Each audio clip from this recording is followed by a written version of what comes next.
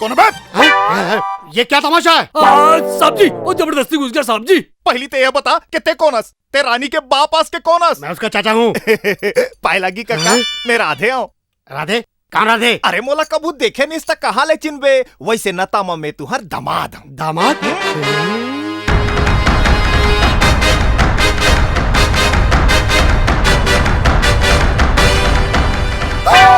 तुझे तो फांसी होने वाली थी, तू जिंदा कैसे बच गया? सब देवी के कृपा है काका, तुहार रानी बेटी के ओखरे पुन प्रताप ले बाचे हो, समझे? नहीं समझे। अरे मर्डर करिए कोनो ओखरे भोरा मोला धर ले रही ने, ओला धरी ने तो मोला छोड़ी ने, मोरज पुरन के कहते साले हमें तो कभी चाटिल नहीं मारे हो काका, मनफेल का हाल मारू। हे, इसका सामान उठाओ और कमरे में रख दो। ओके साहब। किसके कमरे में रख दूं साहब? अबे साले, ये भी कोई पूछने की बात है?